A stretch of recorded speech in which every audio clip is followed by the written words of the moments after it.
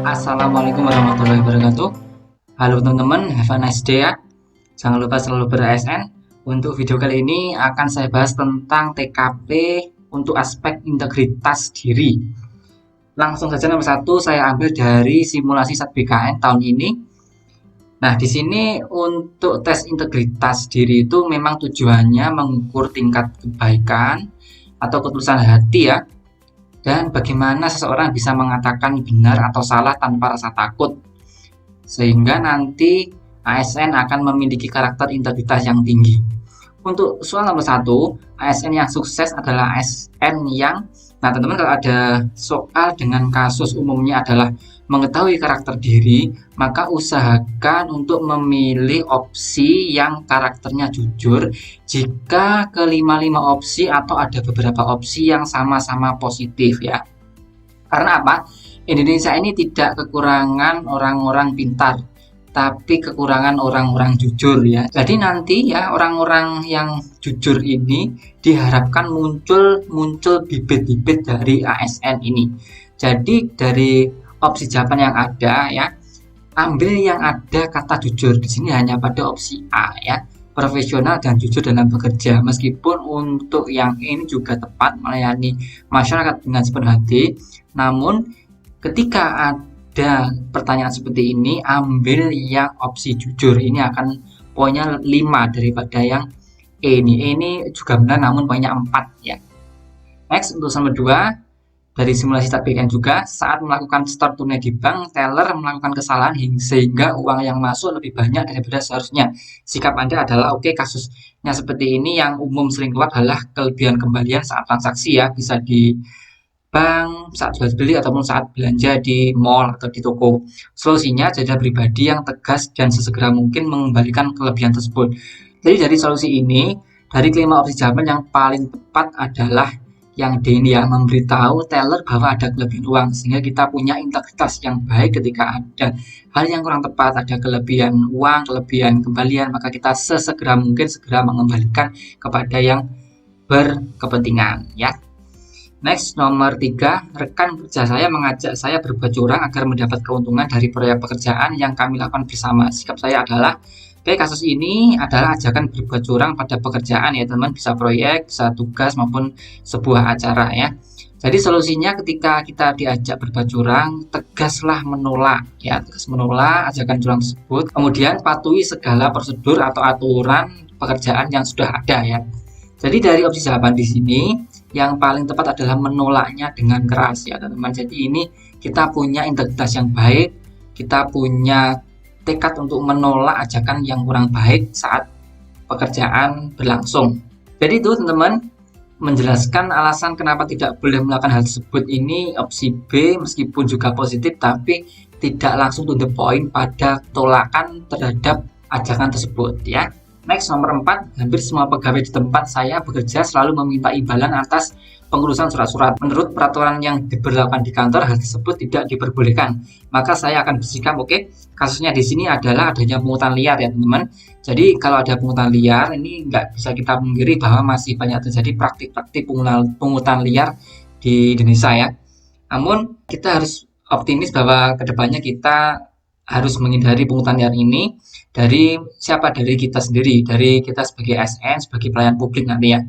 Jadi ketika ada kasus seperti ini, solusinya tegas untuk menghindari dan menolak pungutan liar tentunya. Jadi patuhi peraturan kerja bahwa tidak boleh meminta imbalan atau pungutan.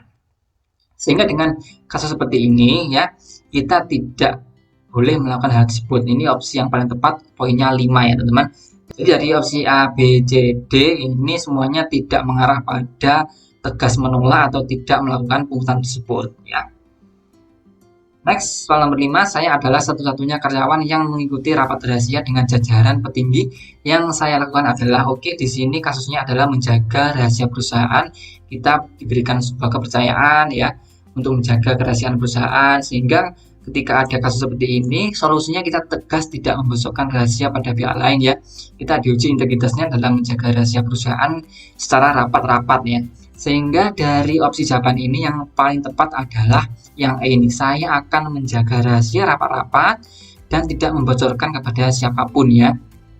Jangan merasa bangga di sini telah diberi kepercayaan mengikuti rapat tertentu ya. Kemudian jangan menceritakan kepada orang lain, kemudian jangan juga pura-pura tidak mengetahui rapat atau pura-pura tidak mengikuti rapat. Ini akan mengurangi kredibilitas kita karena berbohong ya teman. Juga jangan menceritakan hasil rapat kepada orang yang sangat percaya, meskipun itu percaya, jangan sekali-sekali karena itu rahasia perusahaan ya. Nomor 6, pada saat membuat laporan pertanggungjawaban Anda menemukan kelebihan uang yang luput dari penghitungan awal. Apa yang akan Anda lakukan dengan uang tersebut? Oke, kasusnya di sini adalah kelebihan uang saat pelaporan kegiatan atau LPJ ya. Solusinya di sini jadilah pribadi yang tegas dan jujur tentang adanya kelebihan uang ya. Segera lapor dari laporan yang kelebihan uang pada atasan. Jadi memang kita seringkali juga ya ada laporan yang tidak tepat, itu kita tidak boleh diam saja tapi harus segera lapor ya. Kemudian jujur terhadap laporan yang telah dibuat sejujur-jujurnya, sehingga dari sini yang paling tepat di sini adalah yang A ini ya, segera melaporkan kepada atasan. Nah, kenapa tidak yang C, membuat ulang laporan dengan lebih teliti? Karena ini sudah fix ya, Anda menemukan kelebihan uang yang luput dari penghitungan awal, sehingga kita harus segera lapor kepada atasan bahwa terdapat kelebihan uang. Kalau kita menghitung ulang laporan lagi dengan lebih teliti, karena ini sudah fix lebih ya, kita hitung berapapun ya pasti kelebihan ya. Jadi ini akan memperlama kerja kita. Lebih baik segera lapor atasan ya, kemudian akan di cross check dengan hasil yang tepat. Next, untuk nomor 7, bos Anda seringkali melakukan rekayasa laporan keuangan bulanan. Maka Anda, di sini yang melakukan rekayasa adalah bos ya. Bagaimana sikap kita sebagai bawahan? Tetap kita segera lapor pada atasan tertinggi jika yang melakukan rekayasa adalah atasan. Jadi ketika ada atasan, maka yang lebih tinggi mungkin pada kasus ini adalah direktur utama ya. Sehingga kita harus melaporkan pada direktur utama karena ia atasan yang mempunyai jabatan lebih tinggi. Sehingga kita tidak melanggar SOP ya, SOP dari sebuah perusahaan ya. Jadi jangan didiamkan aja ataupun pura-pura tidak tahu. Kita harus punya kesadaran, punya integritas untuk melaporkan siapapun yang tidak melakukan SOP pekerjaan secara tepat ataupun merekayasa laporan keuangan. Next, nomor 8, seorang teman dekat saya tiba-tiba meminta bantuan saya untuk menjualkan sebuah laptop yang tidak jelas asal-usulnya dan menjanjikan komisi yang cukup besar. Maka saya akan, di sini ada kasusnya transaksi yang tidak jelas asal-usulnya, maka kita harus tegas menolak ajakan transaksi tersebut ya.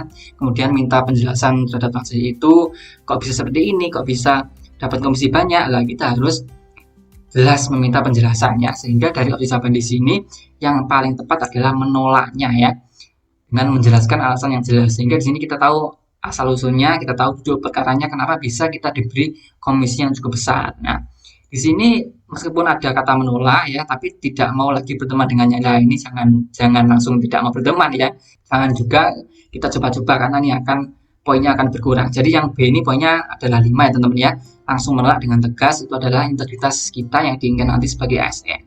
Jadi teman-teman ya, untuk pembahasan soal integritas diri kita, kuncinya di sini tetap jujur, tetap tegas terhadap segala ajakan yang kurang baik, kita tolak ya, kita tolak dengan tegas, sehingga itu akan menunjukkan karakter integritas kita. Semoga bermanfaat teman-teman ya. Jangan lupa selalu ber-ASN. Tunggu video selanjutnya untuk pembahasan soal-soal lain ya. Saya akhiri, assalamualaikum warahmatullahi wabarakatuh.